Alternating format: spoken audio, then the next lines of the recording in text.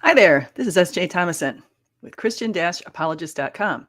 And today we're going to talk a little bit about some of the fulfilled prophecies in the Old Testament and the ways some atheist scholars have gotten away from those prophecies in the Old Testament because the prophecies bother them because they understand the theological implications of the prophecies. Some might think that it's just in recent times that we found people who are protesting against God or God's people or the Bible, but no, this goes way, way back. So let me take you through history for just a second. If you go way back to the time of Egypt, the Egyptian time, the Egyptians were in rule, followed eventually by the Assyrians, followed by the Babylonians, then the Medo-Persians, then the Greeks, and then the Roman Empire. And during this time, during the Babylonian period, there was a king called Nebuchadnezzar. And Nebuchadnezzar had a dream and he couldn't interpret the dream. And so he summoned all kinds of people and he wanted to see how this dream could be interpreted. And Daniel stepped forward. Daniel, who is a Jewish person who had been taken into his court, Daniel stepped forward and was able to interpret his dream of 4 kingdoms. Yeah, I'm live today, Michael Glowacki. So good to see you. So Daniel stepped forward with 4 kingdoms, and he predicted that there were going to be 4 kingdoms coming out of the dream that he had. So you can see right here in the visual that I have, you can see what the dream showed. It showed a large statue. And the head of the statue was made of gold, which Daniel said was the kingdom of Babylon. And the chest was made of silver, which Daniel interpreted as the Medo-Persian kingdom. And the iron legs were the Greek kingdom, which Daniel interpreted.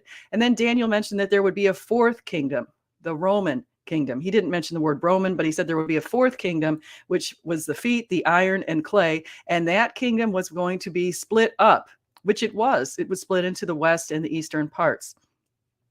And he said that out of the 4th kingdom would arise a kingdom that was never going to be destroyed. And of course, we know that Jesus was born during the kingdom of under the Roman Empire. And of course, Jesus's kingdom will never be destroyed. And so that is how that went. And some of the atheists who saw that maybe were able to look the other way. Some have said, oh, Daniel didn't get that correct. However, many of them can't get past very specific passages in Daniel, like Daniel 9:27, 11:31, or 12:11, and the whole chapter 11. If you read the whole chapter of 11, they can't get past Antiochus Epiphanes. He called himself Antiochus Epiphanes. And they also can't get past these other kingdoms in Daniel's specific dream himself. So I'm going to give you some quotes from what they say on how they try to get past this stuff in just a moment. But Daniel also predicted that in his dream that he saw 4 beasts. The first beast was a lion, which was Babylon. The second was a bear, which was the Medo-Persian kingdom. The third was a leopard, which had 4 wings on its back. And of course, that's the Greek kingdom.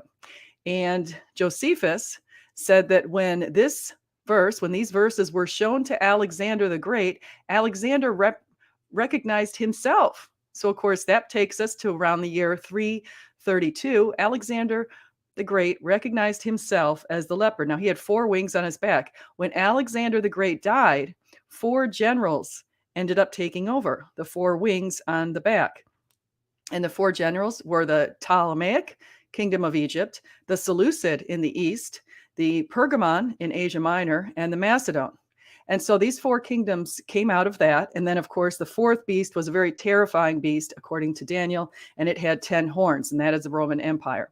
But going back to the Seleucid kingdom, one of the 4 kings that came out after Alexander the Great in Greece, eventually a person called Antiochus Epiphanes came about, and he was the abomination of desolation.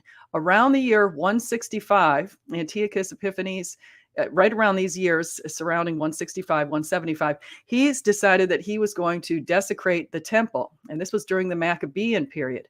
And one of the things that he did was he forced a lot of Jewish people to live like the Greeks. And at the time, according to Josephus, the Greeks were prancing around naked and had normalized being naked in public and doing all kinds of things like that. Some of the fallen people, fallen Greeks, fallen Jews were succumbing to that idea.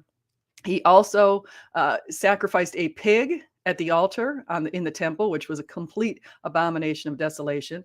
And he was busy killing Jewish people. And so the Maccabeans, led under Judas Maccabean, decided to revolt against him. Now, Daniel made very specific references to him. And as I had mentioned just a minute ago, and so when a person called Porphyry, and this is around the 3rd century AD, wrote his book against Christians, he posited that there's no way that Daniel could have possibly known Antiochus Epiphanes, or even better is Epimanes, which is another way to say he was a madman. So the locals called him a madman. But Porphyry said in his book against Christians that there's no way that Daniel could have possibly known about Antiochus because he realized the theological implications and he wrote his book against Christians.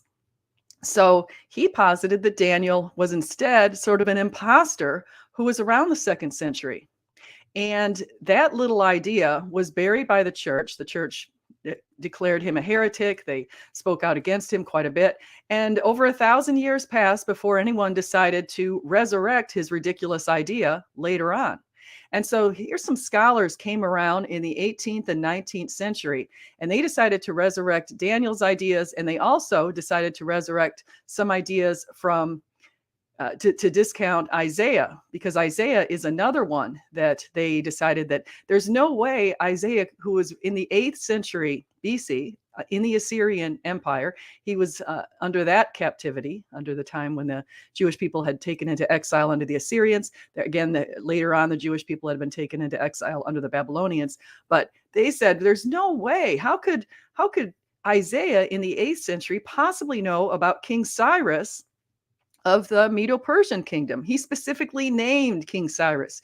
In fact, he even said that the first temple that was up when he was around was going to be destroyed, which it was in 586 BC. He said it was going to be rebuilt, which was completed in 516 BC, I should say, and that was going to occur. He also predicted the Babylonians were going to take over, that they would also go down.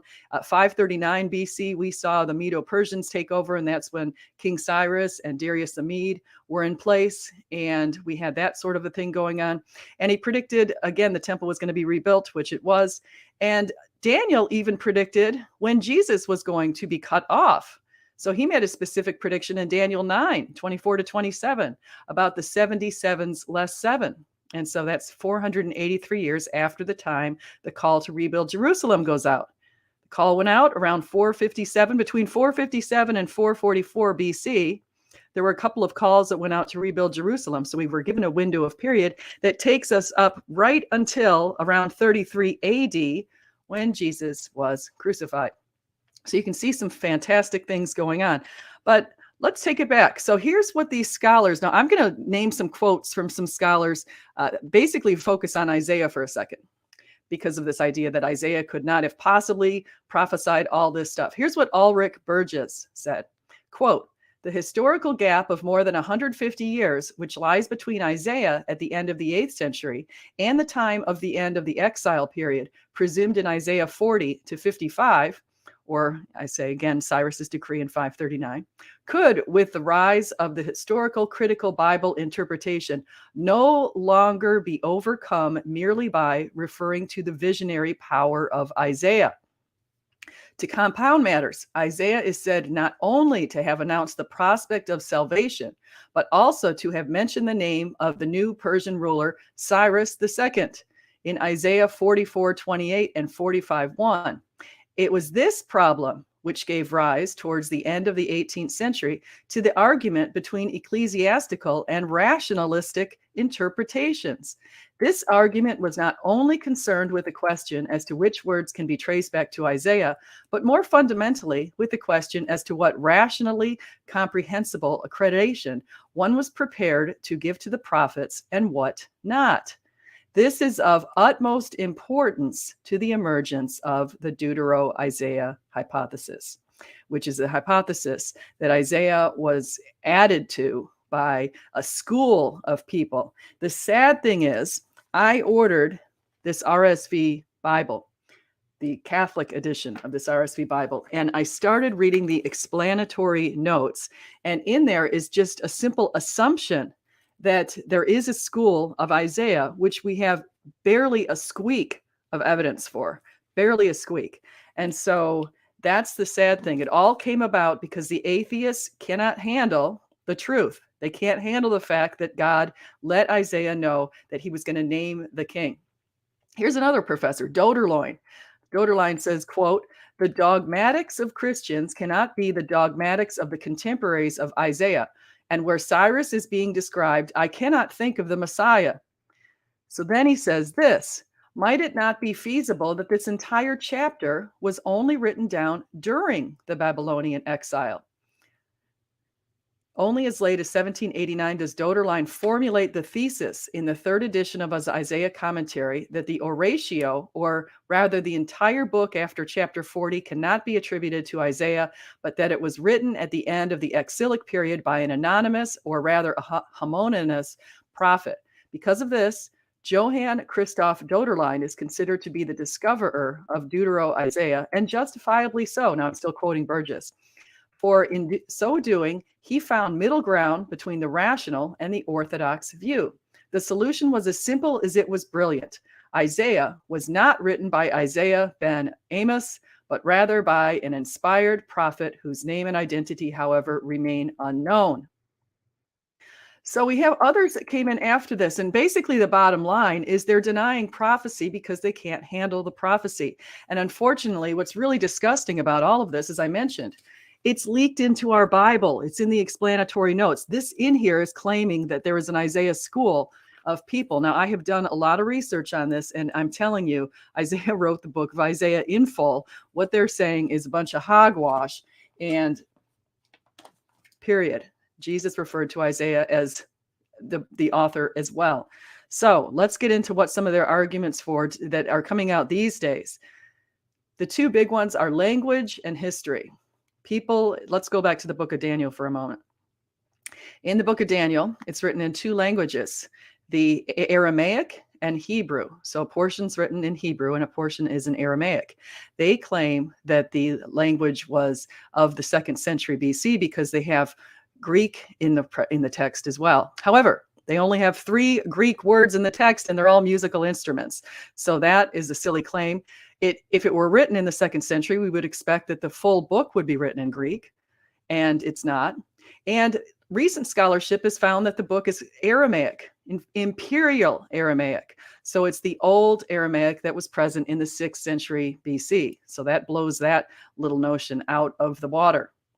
Then they said, well, Belshazzar. Daniel names Belshazzar as the last king before the Medo-Persian king came. Now you'll recall Belshazzar. He's the one who was partying it up one night with a bunch of his people. They had stolen golden goblets out of the temple.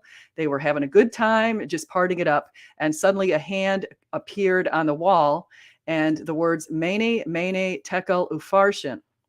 And he was rather scared. A hand disappeared out of the blue on the wall, and he sees these words. So he freaks out, and finally someone tells him that he should consult with Daniel. So Daniel comes to Belshazzar, and he tells him, you've been weighed in the balance and found wanting. Now your kingdom's going to end. That night, the Persians were able to get in there. They rerouted the Euphrates, came in there, and killed Belshazzar. But only Daniel named Belshazzar. Now, if Daniel was writing in the 2nd century, how would he have even known Belshazzar's name? Because the Greek historian Herodotus had listed Nabonidus as the last king. So if you were thinking, if Daniel's in the 2nd century BC, which is what many of these atheistic scholars are positing, if it's written in the 2nd century BC, we would expect that he would have not named Belshazzar because he wouldn't have known Belshazzar because Belshazzar had been lost to history, with the exception of Daniel's book. So now we have to find out what happened.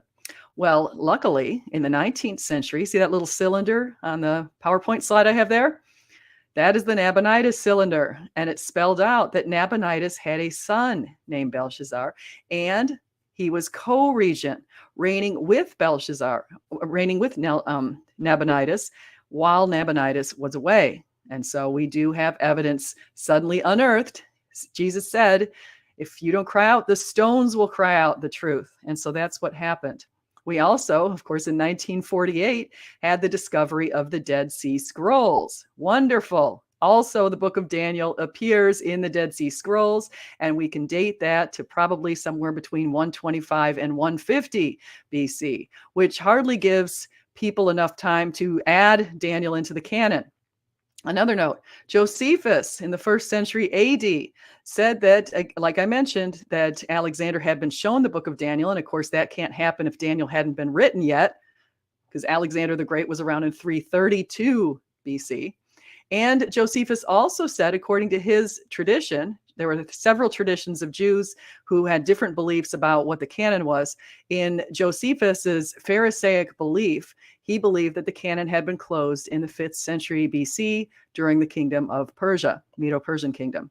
So Josephus said that and referenced Daniel. So clearly Josephus believed Daniel to be evident as a prophet. In fact, Josephus said Daniel was a prophet. Daniel was demoted into the writings later, but at one point, Daniel's book was in the prophets, in the Jewish books, because you have the law, the prophets, and the writings. And so Daniel's book originally was in there. It was also in the Septuagint, which is the Greek translation.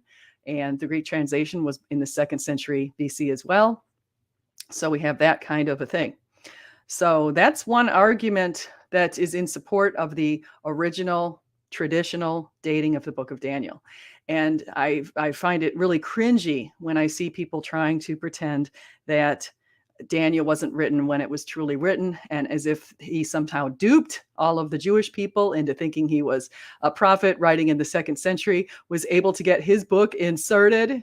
It's even more preposterous the more I think about it. But the funny thing is that every time these atheist philosophers and others decide that there's no way that these prophecies could have occurred, this book must have been written at the time of the prophecy, something comes out of the earth to kick them and their ideas to the curb. Speaking of kicking them to the curb, sometimes people who are in this realm of not believing in God, they take other tacks. So they might take the tack of, okay, let's go and say that the Bible was written later than it was because we don't like to see these prophecies. Or they make videos like yesterday. I saw part of a crazy video on slavery. There was a panel on slavery on this channel where people are protesting the fact that slavery is included in the Bible. And they're talking about that a bit. And they're trying to say that God should have stopped slavery, which was in every ancient society. It was the economic foundation for societies back then. And they're saying that since God didn't stop slavery and it was still prevalent in the Bible, and we see it mentioned even in the New Testament when Paul says neither slave nor Greek nor Jew, we're all one in the eyes of God. So Paul exalted slaves and treated them more fairly. And when we see that kind of stuff and we see these little panels and people trying to discount the message or the word by saying that we should have gotten rid of this whole thing, then it's a little bit of a problem, and it's sad. Actually, I find it very sad. So I see I've got some what do we have here? I see we've got Michael Glowacki here, Captive Desk, and Morlowin. So it's interesting. So I want to say hi to all of you in the chat. And I know that you like to pretend that your theories are correct as far as Belshazzar, but unfortunately for you, we've got the evidence right from the cylinder, and we also have the evidence from the book of Daniel. And so it's pretty nice to have that kind of evidence. So I think I've mentioned a lot of the stuff that I wanted to mention with respect to that. Now, I wanted to kind of turn around here and also say a little quick mention of something that I've been noticing that had happened on Joel Edmund Anderson's blog. So Joel Edmund Anderson is a scholar and I don't know exactly what his scholarly work is on, but it does have to do with the Bible. I think it might be on the New Testament, but I'm not exactly sure. But he has been critiquing this person called Stavrakopoulou. I'm trying to Francesca Stavrakopoulou. He's been critiquing her book on God's anatomy. And the reason why I'm bringing that up is because it's such a preposterous book from what Joel has said on his blog about it and what I've listened to when I've seen it on MythVision, when people have discussed this book on MythVision. I think it's so preposterous that someone would make so many references to God as if he's a physical being. And it just clearly demonstrates the kind of ridiculous scholarship that's out there these days, because apparently Miss Stavrakopoulou is a professor and she's a scholar herself, and she is positing all of these ridiculous sexualized things, like God raped Mother Mary, which is just disgusting. And it just betrays her lack of insight into what's really going on. And God did promise that he was going to make the wise look foolish. And of course, that's how she looks when you read something like that. And it just shows that it's like she never read the Magnificat and the way that Mary received Gabriel's words. So, and it also shows that she probably doesn't have an awareness of that kind of thing. And so what does the Magnificat say? I'll just let you know. Hold on one second, because it's one of my favorite verses. It's in the book of Luke. Magnificat, Luke. Let's take a look. Here's what Mary said. My soul magnifies the Lord, and my spirit rejoices in God, my Savior. For God has looked with favor on the lowliness of the Almighty's servant. Surely from now on, all generations will call me blessed. For the Mighty One has done great things for me, and holy is God's name. God's mercy is for those who fear God. From generation to generation, God has shown strength with God's arm. God has scattered the proud in the thoughts of their hearts. God has brought down the powerful from their thrones and lifted up the lowly. God has filled the hungry with good things and sent the rich away empty. God has helped servant Israel in remembrance of God's mercy, according to the promise God made to our ancestors, to Abraham and to his descendants forever. So you see, unlike the way Abraham doubted that God would be able to, that he would be able to get Sarah pregnant, and unlike the way that Zechariah doubted that his wife, who was also like Sarah, advanced in years, would be able to get pregnant, the very young Mary received the information, but she said, how will this be? Because she had taken a pledge of virginity. She said, I know not man. How will this be? And so God said, the Holy Spirit is going to come over you, going to overshadow you. And it's really interesting that she said this Magnificat, because it just shows how open she was to the Holy Spirit. And it also shows a reflection of an earlier verse that goes back to 1 Samuel. And so we have the earlier verse in 1 Samuel. My heart exalts the Lord. My strength is exalted in the Lord. My mouth derides my enemies, because I rejoice in thy salvation. There is none holy like the Lord. There is none besides thee. There is no rock like our Lord. Talk no more so very proudly. Let not arrogance come from your mouth. For the Lord is a God of knowledge, and by him actions are weighed. The bows of the mighty are broken, and the feeble gird on strength. Those who are full have hired themselves out for the bread, but those who are hungry have ceased to hunger. And it goes on. So it's a very fascinating verse in 1 Samuel 2 that reflects what Mother Mary said. And so I just think that's important. The other thing to notice that's really important, and that's what does guide wisdom. So how can you get wisdom? Say if you're very interested in getting wisdom, which everybody should want to seek wisdom. Fear of the Lord is beginning of wisdom. That's what the message was today at my church. Talked about fear of the Lord and how that can begin wisdom, and that's a fantastic thing. So I also want to say hi to Shiami, and it's good to see you. And good to see everybody who's here in the chat, even if you're coming in with your gloves on because you want to sort of get a little punching bag storm going on in the chat. That's okay if that's what you want to do. So do any of you have thoughts you want to offer? Any ideas that you are interested in? Anything else that I could probably mention that would be good for you to hear? Please let me know, because I'm here right now and I'm live. And so if there's any thoughts, questions, anything, it could be on the book of Daniel. It could be on other things. Before I get into that, so that was what the message was today, the fear of the Lord. And I just wanted to say it should be very encouraging to you to know that there are many prophecies that were fulfilled in the Old Testament and were fulfilled by Jesus. So not only Daniel 9:24-27, which told us of his timing, but also Zechariah 9:9 that told us of his form. He was going to come in humble, riding on a donkey, which right now we're in the Lenten period, and it's going to happen soon. We'll be in the Passion Week, and Jesus announced himself coming into Israel as our beloved king, he presented himself also as the Paschal lamb. And on the day when they select the Paschal lamb for the Passover, which is Monday of the Passion Week, Jesus presented himself in Jerusalem on the lamb, riding on the donkey as the Paschal lamb. And of course, the day that the lambs are slaughtered, or sacrificed, if you want to call it that, was the day that Jesus sacrificed himself. So he was crucified on Friday, the same day of the Passion Week. And of course, then on Saturday was the Passover. And then the women went to the tomb on Sunday. And at the tomb, they discovered that Jesus was not there. They were told by an angel that he is not here, he has risen.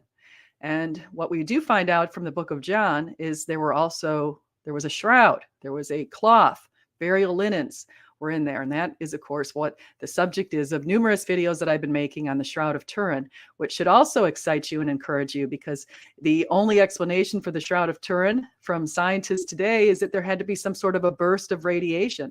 And so that's a fascinating thing.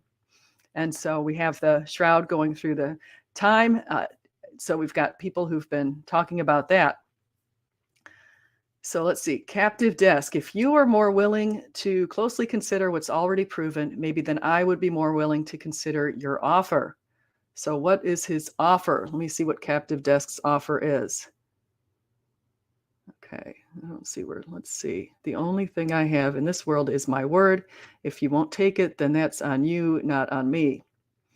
Captive Desk, I saw in the last thing, I should let you know, I did subscribe to your channel because I went and saw that you had mentioned that I should subscribe to your channel, because I subscribe to a bunch of people's channel. I have no problem. It's funny because I noticed when I announced that I had changed to be reverting to Catholicism, I lost a whole bunch of subscribers.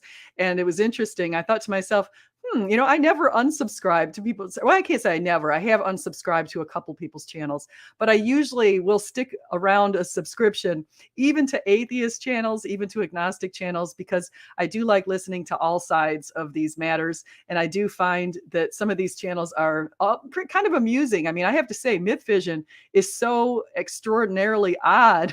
The channel, it's so odd because he brings in the most ridiculous people with the craziest notions, and he showcases them, and hundreds of people watch his things. And I think, why are people even paying attention to this ridiculousness? Like Francesca's God's Anatomy. I mean, please, it's so bad. And it's just, I mean, I have to say, it's just absolutely ridiculous, and it's absurd. And I think to myself, and he's putting these people up as scholars, and they're generating their ideas, and their ideas don't hold. So just like I mentioned, all the holes that I can push through the fabric, the cloth, that these people have been trying to weave about Daniel and Isaiah and others, you can push many, many, many holes through the fabric, and you don't find, because it's just ridiculous. It's ridiculous. The nice thing is God is also protecting his word and ensuring that it's carried on. And so it's pretty important.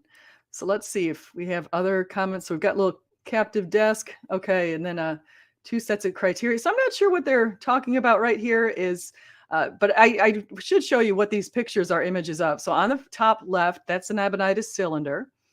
And right there in the center on the top is King Belshazzar in the hand writing on the wall. On the right is, if you want to know what the king of Babylon, Nebuchadnezzar, looks like, that was him on the right, top right. Bottom left, we have Antiochus Epiphanes, who was just a brute, absolute horrible man.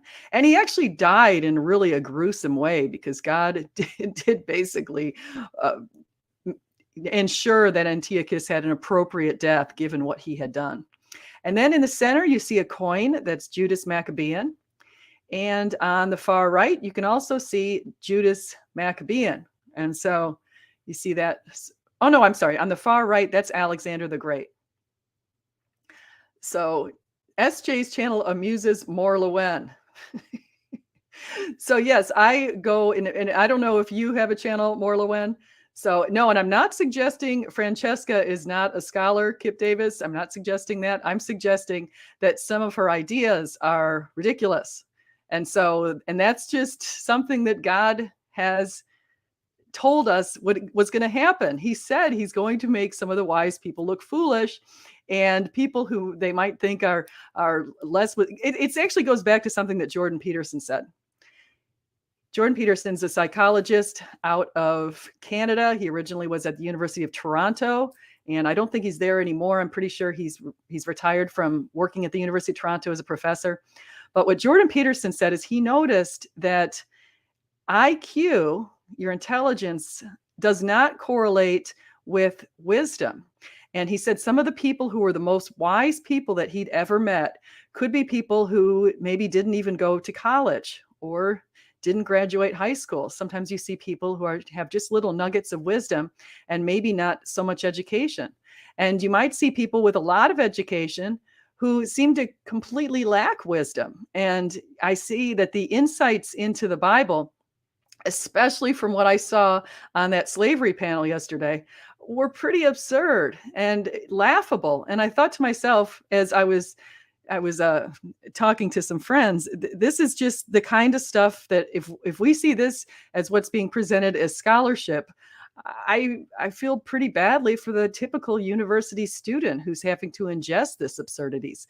So I hope that if you're a university student and you're thinking of going into studies, choose your university well and choose your major well. In fact, as a business professor, I'd highly encourage you to major in business, in fact, because we don't have these underlying assumptions in business that are completely out of line with factual information from our past, which is what we see when people who are composing scholarship today with their underlying assumption that God doesn't exist, how they have to weave webs around everything to try to form hypotheses on how come there's these Bible prophecies that have been fulfilled. Oh, that must mean the Bible was written at the same time as the prophecy or right after. So yeah, it's pretty sad. It's a sad state of affairs that people think that kind of thing. And so I do not understand them. I think I understand it. When Francesca Stavrakopoulou comes up with the notion that God raped Mother Mary and says ridiculous things like that, I think we can pretty much shrug that off because of the way that Mother Mary had received the angel Gabriel's message and the way that she came into the world and the way that she is today. And so, yeah, so Shiami, thank you. Yeah. Haha. Okay. I'm going to end this broadcast. You guys, everybody have a great day. And just remember, whether you eat, drink, or whatever you do it all for the glory of God. Thank you so much.